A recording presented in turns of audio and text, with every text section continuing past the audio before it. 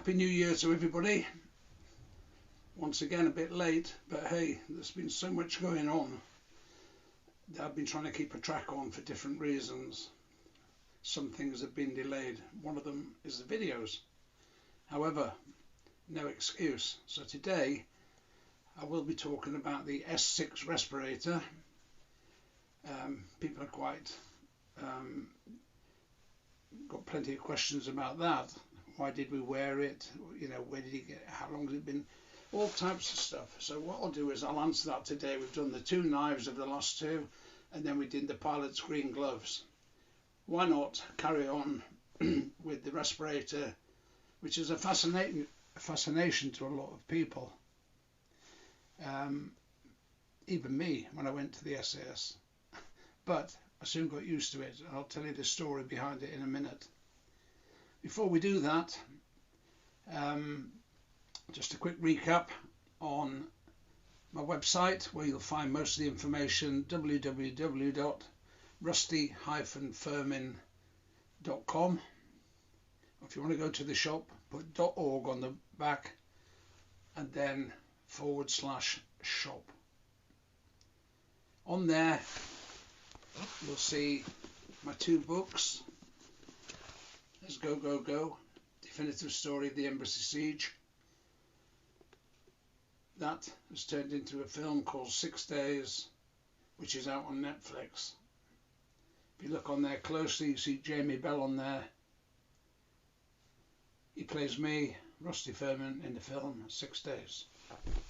The second book, which is out now, The Regiment, 15 Years in the SAS. It's my life story, really, from when I started all the way through till I finished in the SAS in 1992. Hence 15 years in the SAS.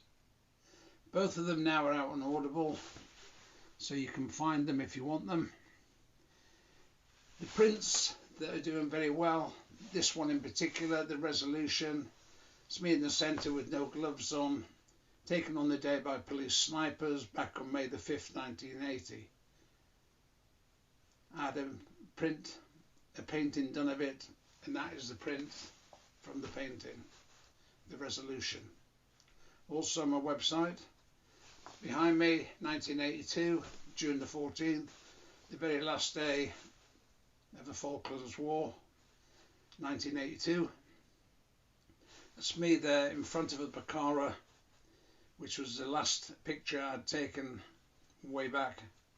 I've had that one transformed, and also it's now a print which is on my website as well. That one is in two sizes, you'll see A2 and A3. Take your pick. Everything that I do, I sign and send from home to everybody, and as soon as I get the order, I try to get stuff off straight away.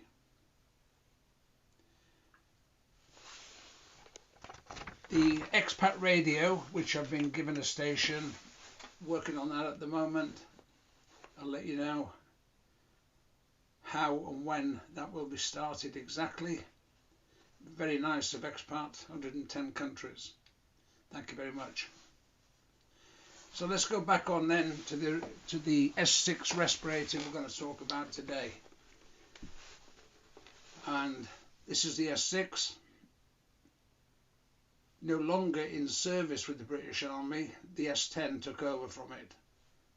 But I'll just talk you through bits and pieces of it in a second.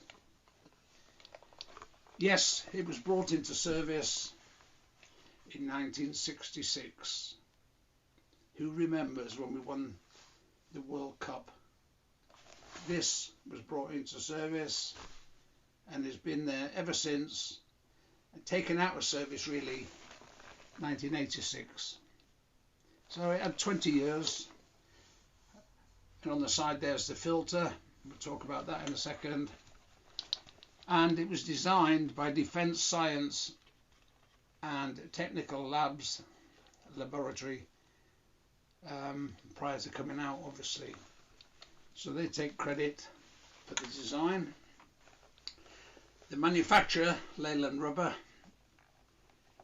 company, and it's Avon rubber, as in tyres, would you believe?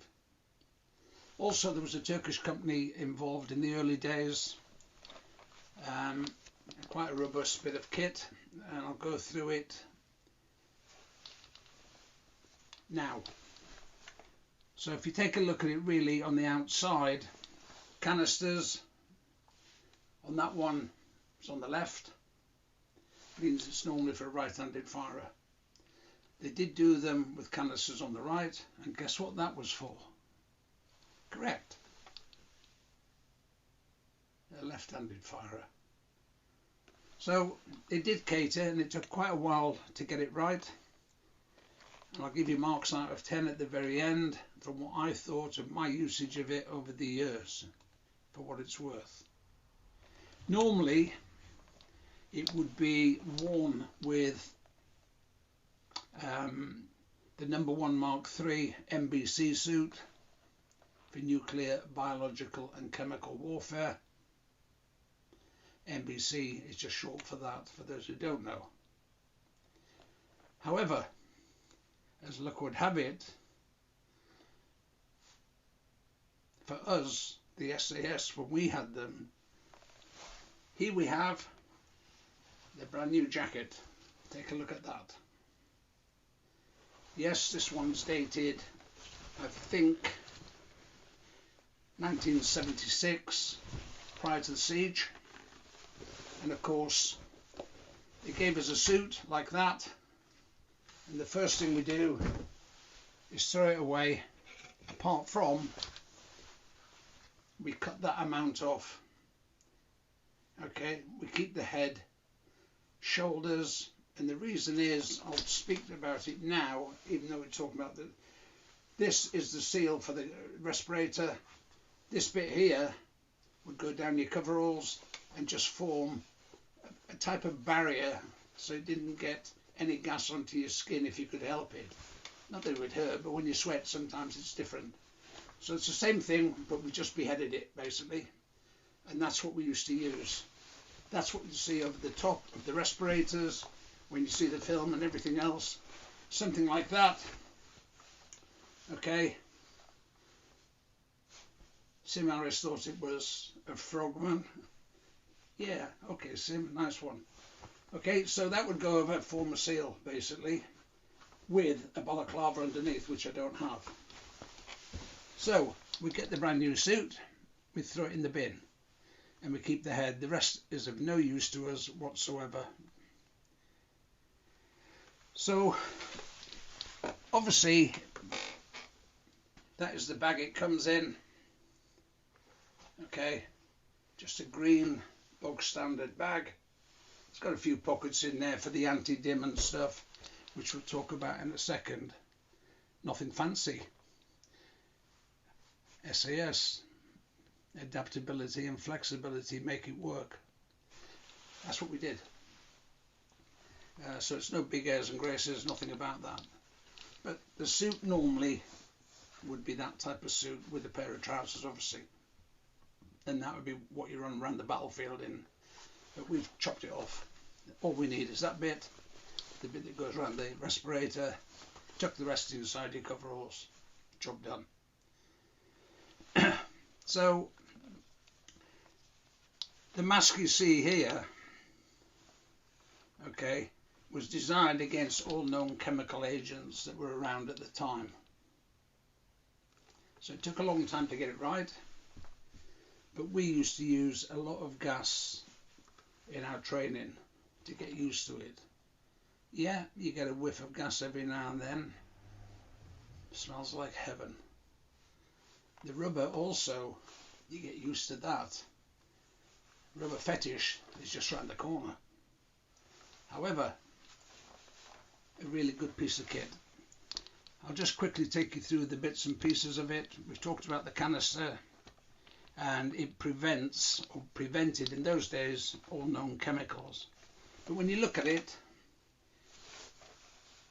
totally made of rubber, canister, so you can breathe obviously in and out.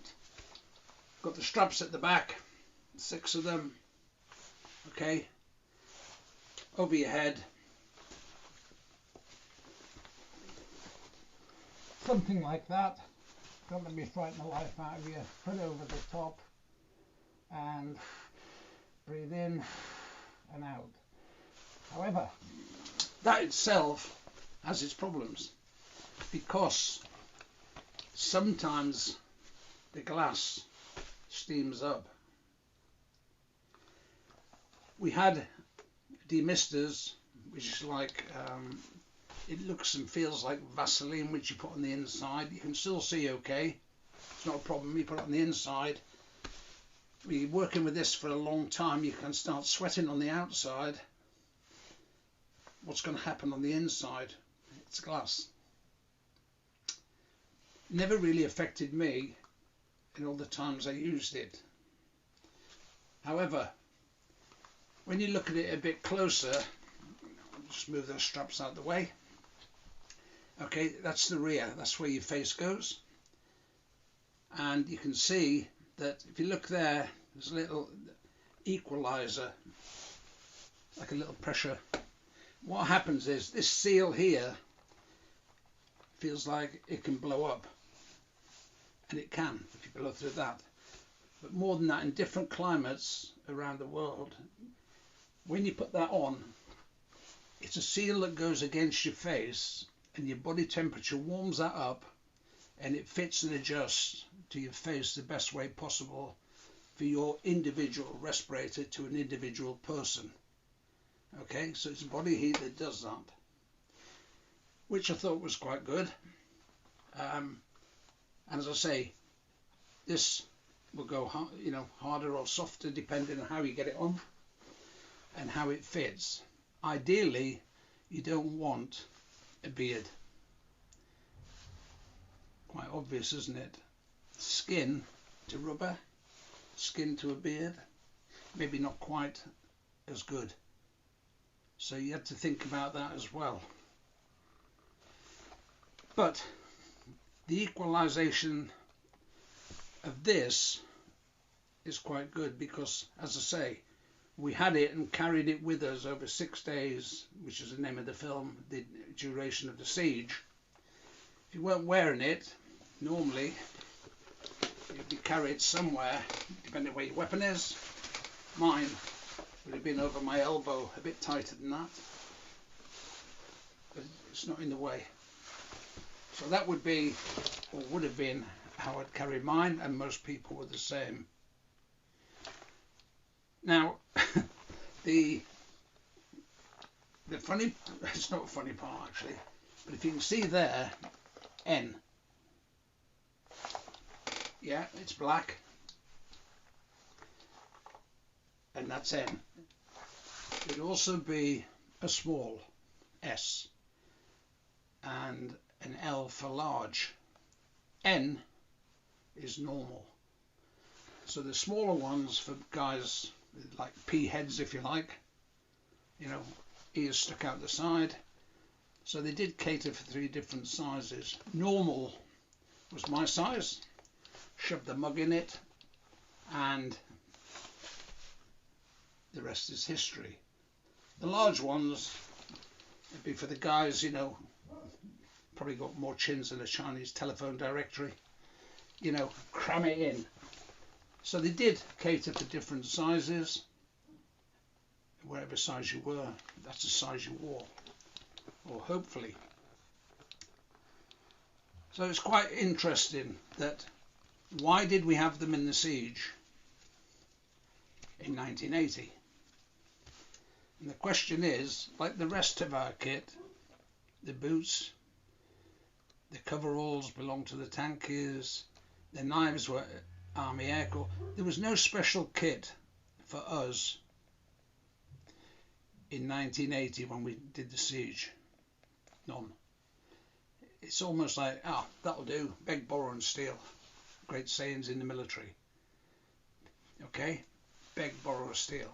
So you end up with tanky coveralls, you end up with NI boots, you end up with gloves that belong to a pilot, the knife belonged to a pilot, the RAF rescue knife. Everything was, the NBC kit was about standard for everybody. These were standard, but very much give them that, that'll do them. Well, it did, until we carried out the siege, and there's a lot of changes after that. And then all the Gucci kit was farmed out to the guys. They got all the magic kit, the fireproof this and fireproof that, and you know, walking around like robots really. So I enjoyed my time, and I'm just glad I didn't end up with the kit they had to carry around. So small, medium, small, normal and large. Not a lot else to say about that apart from rubber, house on fire, embassy on fire, rubber burns. We had a few problems on the siege, but they got over it. Long periods of wearing this, and when we did the team for 6 months, I used to wear this every couple of days for long periods. Got used to it, yeah. It always steamed up at times, sometimes at the most inconvenient time, but you get used to it. And it's why we train in what we fight in. No good going in there in light order like this, like I'm in, and then one day put this on, you don't know what to do. No, train in what you're going to fight in. Abseiling, for those who haven't worn one of these before. Shooting, you have tunnel vision. Okay, you can't see anything round the corners. You physically have to move your head. Tunnel vision, not good, but you get used to it.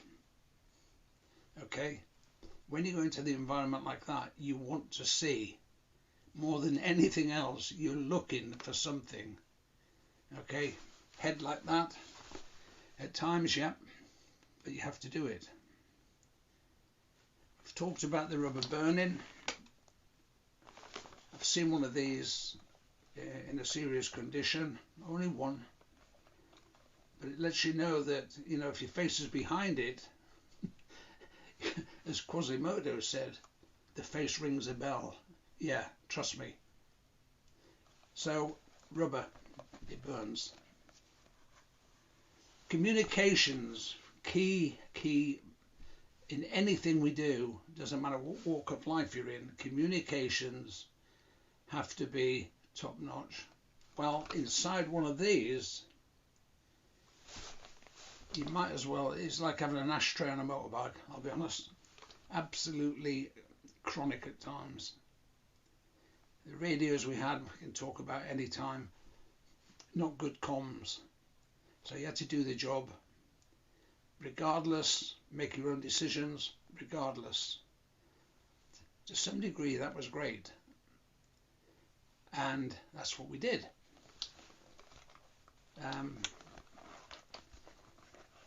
You work and train in the environment, as I've said, with what you're going to fight in, if it comes to that.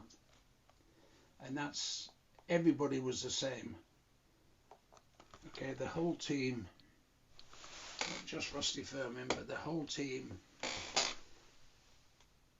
And that's how you gel together, and you find out the problems if there are any. You find out how to fix them, so that next time you hope there aren't any problems. So it's the same as anything else. With your kit and equipment, the 7 P's, prior planning and preparation prevent piss poor performance. And that is really the nitty-gritty of it. It's not like putting a suit on and going to work, I can tell you that. But you do find a way around it. You can imagine with this on, in the siege, you've got gunfire, you've got flashbangs going off making a noise, you've got a gas environment already, you've got gas being fired in through windows, you've got flames coming out of the building. I said you want to see what's going on. You've got hostages and terrorists mixed together. you've got a sweaty gas mask. Okay, you've got to make decisions. That in itself is something else. If you were doing that with no kit on, it'd still be hard to do. But when you've got them crying, all wanting to get out of the building at the same time, all had to be identified with these on. Trust me, hard work. Don't make a mistake. Okay, they just want to get out of that environment, and you're there to control it. And you're looking for terrorists, and you're looking for hostages. So, job done. May the 5th, 1980. This little gem did its work and proved its worth. I can tell you that. And I wouldn't be saying that if it didn't. Yes, hard work. But I don't remember. There are one or two lads had some gas. We can expect that. I don't remember. I do remember him steaming up a bit, as you would expect. But I don't remember getting mouthfuls of gas on that particular siege, which helps. Some people did. So out of this, from what I've used it as many times as I've used it, I'd give it 9 out of 10 performance. Absolutely brilliant. I don't know what the new ones, the S10, are like. They've taken over from that. So I hope today I've answered the questions, give you a rundown of what it's like.